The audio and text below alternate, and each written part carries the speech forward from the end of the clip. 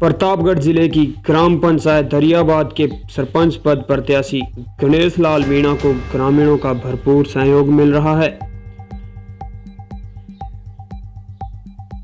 दरियाबाद के सरपंच पद प्रत्याशी गणेश लाल मीणा ने आरपीडी के संवाददाता से खास बातचीत में उन्होंने बताया कि अगर जनता मुझे सरपंच चुनती है तो मैं पंचायत की जो भी गंभीर समस्याएं हैं उनका मैं हर हालत में समाधान करूंगा।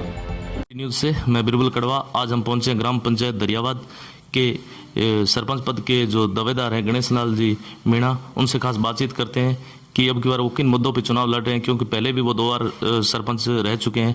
तो खास मुलाकात गणेश जी से। सर नमस्कार। नमस्कार जी।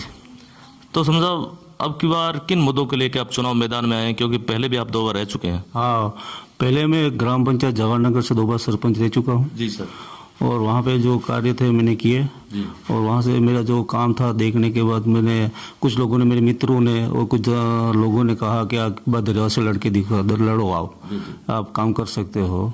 तो मैंने मानस बनाया, हमारे मित्र से मिले, हमारे नेताओं से मिले, उन्होंने कहा ठीक है लड़ो आप। तो अब मैं लड़ने आया हूँ और दरियावाद की जनता के बीच में और इनके आशीर्वाद से कल मैंने फार्म दाखिल किया है, नामांकन भरा है और आज चेक वगैरह होने के बाद कल आज निशान मिलने की संभावना है। इसके बाद जोरों से प्रचार करेंगे। और मेरा ये इसलिए आना था दरियाबाद, आज से जो करीब देश आज़ाद हुआ तब से लेकर बीजेपी कांग्रेस के नाम से यहाँ सरपंच के उम्मीदवार उतारे जाते हैं।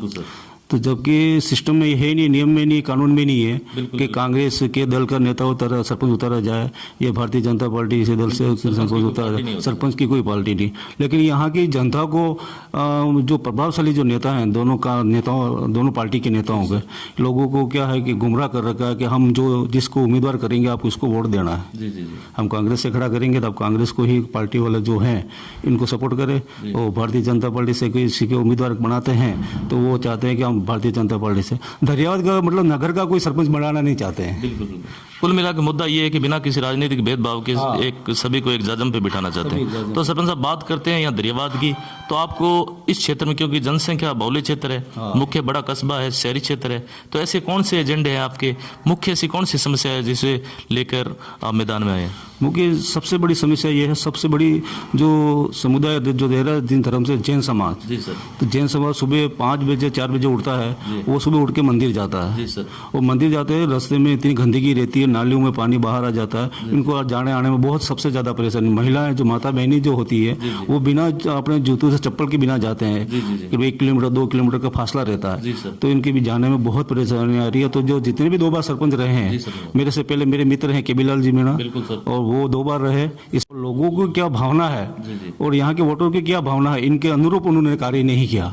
वो सरपंच बने और पढ़े लिखे भी थे और एडवोकेट भी हैं और सब कुछ बढ़िया है और व्यवहार तो कुल भी बढ़िया है यहाँ दोनों उम्मीदवार, लेकिन वो काम करने की इच्छा नहीं, इसलिए कर नहीं पा रहे हैं क्योंकि पार्टी का दबाव रहता है।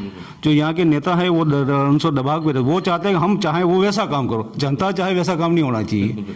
बिना किसी राजनीतिक भेदभाव के विकास करवाना, कुल मिला के विकास ही मुद्दा है। इस एजेंडे को लेके आगे बढ़े। सरपंच साहब अपना बात करते हैं यहाँ शिक्षा की, क्योंकि शिक्षा के क्षेत्र में अभी भी अपन काफी पीछे हैं। तो शिक्षा के लिए अगर आप सरपंच बन जाते हैं तो शिक्षा के लिए आपके क्या प्रयास रहेंगे?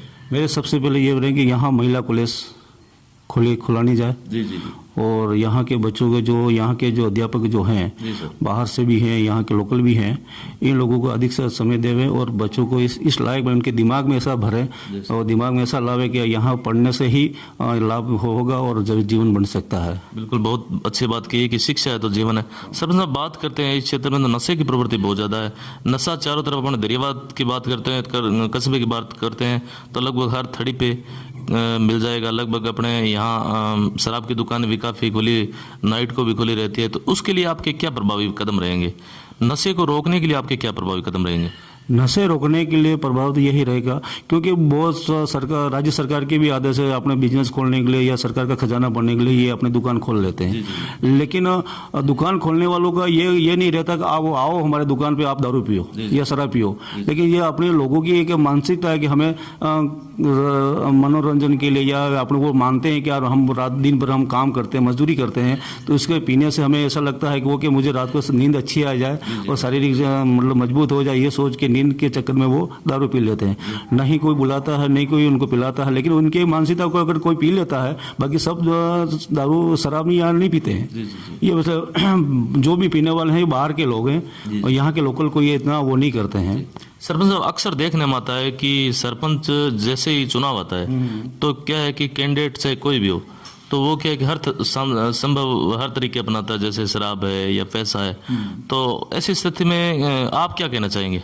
नहीं, हमारे जो ग्राम पंचायत जो धरियावत है और या फिर आसपास की जो भी पंचायतें हैं, इसमें ऐसा कुछ नहीं है। नहीं कोई दारू शराब पिलाता है, न कोई पैसा खर्च करता है, और लोगों की इच्छा अनुसार हमारे क्या जितने भी 10 या 15 उम्मीदवार खड़े हो जाते हैं और जनता की पसंद के हिसाब से उनको वोट निकाल लेते हैं। ऐसा कुछ नहीं है, कोई हथकंडा नहीं अपना जाता है।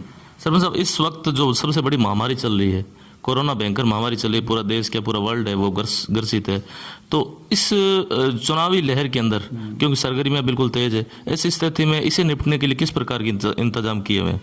इसके निपटने के लिए सबसे ये जो हम प्रचार करने जाएंगे, सरकार के आदेश दिए हैं कि 5 से ज़्यादा नहीं जाना चाहिए। आप जो वोट मांगने जाएंगे या बात करेंगे तो 3 मीटर की दूरी बना के बात करें और हाथ नहीं मिलाना, गले नहीं लगना और हाथ जोड़ के अपनी बात रखें और जनता तक पहुंचाएं। और इसके बीच में सुबह उठ के जो मास्क लगाना है और हर सेट ले जाना है और लोगों के बीच में रह के काम करना है और दूरी बनाए रखनी है और इसका लोगों को प्रचार। इस वोटिंग मांगने के साथ साथ हम ये भी कहते हैं कि कोरोना से बचने के लिए आपको ये सुविधा रखनी है, घर में सफाई रखनी है, सुबह शाम गर्म पानी पीना है, काढ़ा बना के पीना है और जैसा सर्द या कुछ भी हो जाए तो तुरंत चेक करवाएं और डॉक्टर से सलाह लेवें।